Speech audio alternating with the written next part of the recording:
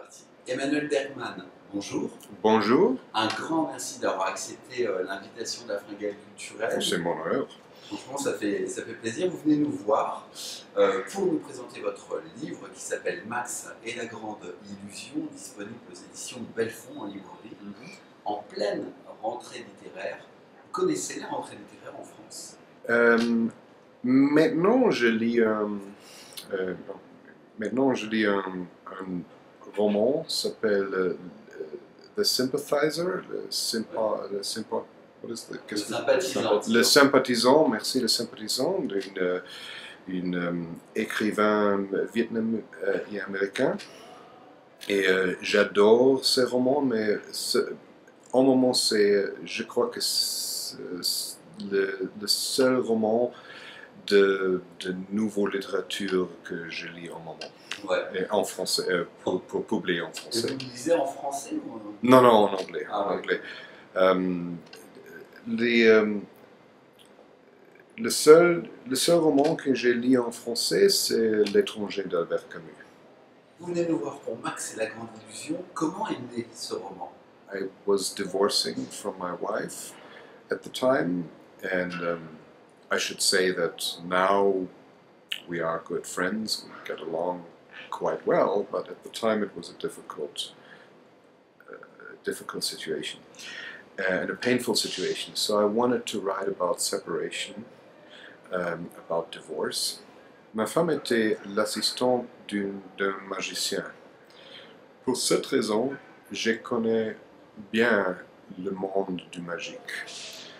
And so I decided that I was going to set this story, this book, in the world of magic, which I knew very well. I was born and raised in Germany and had immigrated to the United States, had moved to the United States when I was 19 or 20. And I wanted to write about immigration, being in between two different worlds and two different cultures.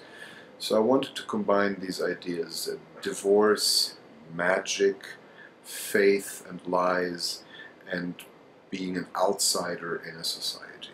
Alors justement, on sent, vous, quand vous avez créé votre bouquin, quand vous l'avez écrit, ce livre, que ce que vous avez vécu autant à l'âge enfant qu'à l'âge adulte, c'est un peu traumatisant pour vous parce que ça revient dans le personnage de Max qui a 10 ans. C'est sa fêlure à Max d'être un enfant de parents divorcés. Well, like I said, I have experienced divorce as a child and as an adult. In both cases, it is not enjoyable. It is a very traumatic experience, and I think any one of us has experienced the rupture of a relationship and heartbreak. And I wanted to really explore the idea of love. I wanted to explore it from different angles. How does the breakup of a family affect the child, but also the adults? And in the end, all these characters have, really all they have in this life, all we have in this life, is if we love someone and are loved by someone. Là, on a beaucoup parlé du coup de Max, 10 ans. Il y a aussi votre personnage, c'est autre qu'il rencontre, ce vieillard cynique et désabusé, Moshe Goldenhirsch. Personnage du Moshe Goldenhirsch. Vraiment, Moshe Goldenhirsch, il est deux personnages. Il y a le vieux homme, Goldenhirsch, un vieux, il a... qui est dans une maison de retraite. Oui, il a 88 ans, Ouais. 88 ans, une failure. Mais aussi, il y a Moshe Goldenhirsch, l'enfant, Moshe Goldenhirsch, le jeune homme. What makes a character interesting is contradictions.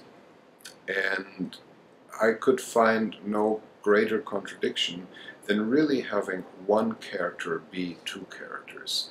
We have an old, bitter man, and I hope that through the course of the book we understand how he got to be this person.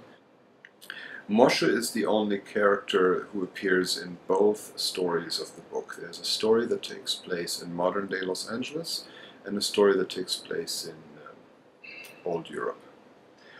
And Moshe is the bridge between these two worlds. And so Moshe, in a way, represents the experience I've had immigrating to the United States. The idea of being an outsider, of leaving your home behind, leaving your language behind, and starting in a completely different foreign place.